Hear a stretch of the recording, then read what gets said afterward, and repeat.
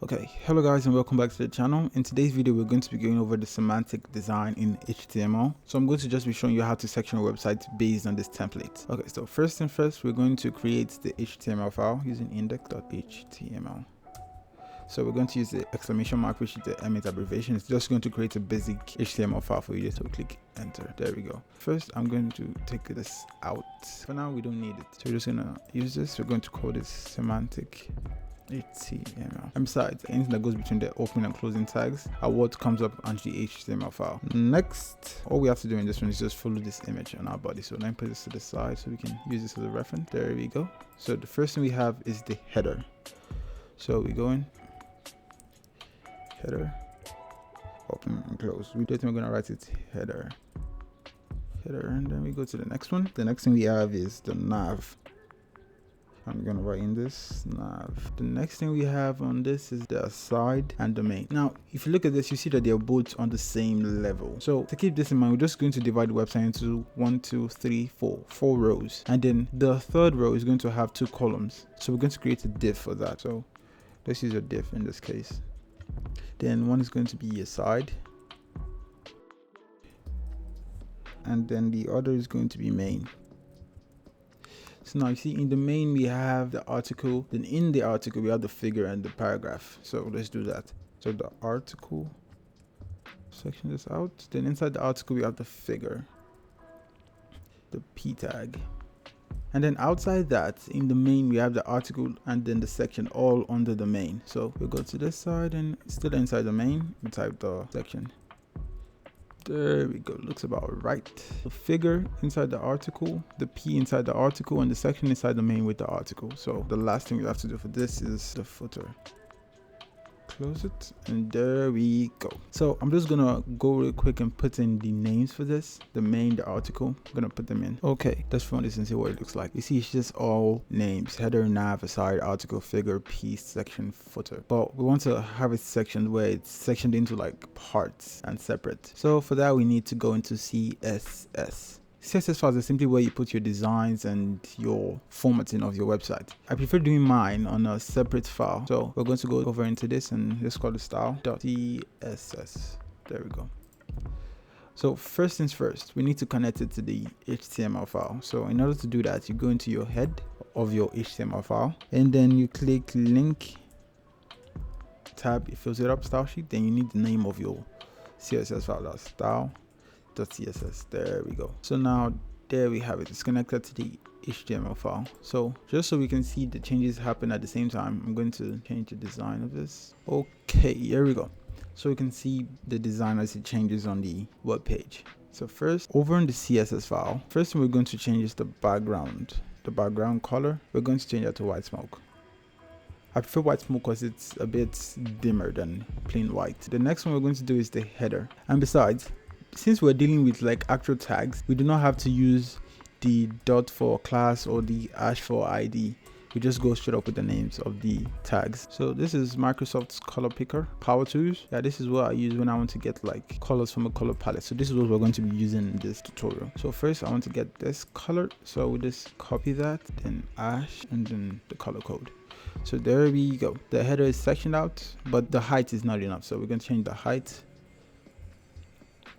8VH, and then the width is 100%. For the nav bar, the background color is going to be, let's get that from this, and then the width 100% and the height is 8VA, same as the header. Next we're going to do for the div. If we go back to the HTML file, this is div right here. So we're going to make it into a flex box. And now a flex box is simply like a more flexible table per se, because in a flex box you can divide your actual div or whatever, or your actual tag into like sections. So for this we're going to go with div display flex. That's all we need for this one. Then now the aside, automatically it's puts them side by side, centered in the middle of your screen, so you don't need to do more than this for the div. So now for the aside background color, we're going to select the aside here, paste. So for the height, we're going to set the height to 70 VH, and then for the width we're going to enter about, let's say, 40%. So next we're going to work on the main. So for the main, we're going to set the background color to paste. There we go. So width is going to be 100%. Then the height is going to be 70 VH, same as the side. And then based on the fact that this also has its elements within, we're going to use the flex directions for this to arrange them in rows. So make the display flex. Now you see it's arranged it in a way, but that's not what we're going for. Come down to the bottom of this flex direction. We're going to say column, and then justify content center, and then align items center. There we go. Now it's in the center of the screen. So the next we want to do is we want to create like a gap between this. So we're going to say gap. Let's set that to 20 pixels. So next we're going to do is the article. So for the article, we're going to set the background color, and then the width 80 VH, and then the height 50 VH should be okay. So seeing we still have like items within the aside tag, we also have to use a flex box for this. So display flex, and then the flex direction, same as the main. We're going to use columns for this. So justify content center, align items center. So now they're also centered within the article. So the next thing we're going to do is work on the figure. So for the figure, we're going to do the same thing. The background color first, hashtag paste it, then the width is going to be 50 pixels, or let's say 50 VH actually, 50 VH, and then the height is going to be 20 VH. Ctrl C, Ctrl V, and we're just going to change that to P. Now for this one, we're going to use the different color. There we go. So next, we're going to go and fix the section underneath. Section. Now for the section, we're going to do a background color first. There we go. Now for the width, we're going to set it to, let's try 10. And then for the height, we're going to set it to, 80. Yeah, 80, same as the main. So now for the height, we're going to do 10 for that one. 10 V8. Okay, that looks right. So next, we're going to work on the footer. For the footer, we're going to set the background color. Now the width is going to be 100%, and then the height 8 VH. Looks just about right, but we can do better than this. So let's go back to the top right about here.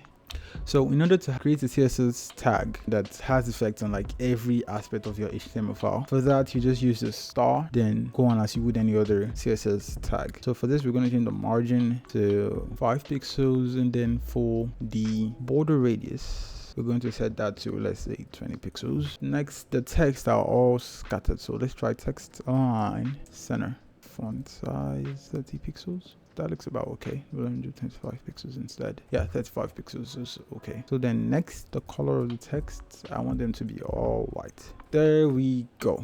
So now it's all divided into sections. From here, we can go on adding the attributes and elements we want in our website. Okay, so this is going to be it for this video. In future videos, we're going to be going over implementing actual elements that go into these sections. So in case you have any questions, be sure to leave them down in the comments below, and be sure to leave a like and subscribe if you want to keep seeing my content. But for now, have a nice day and thank you.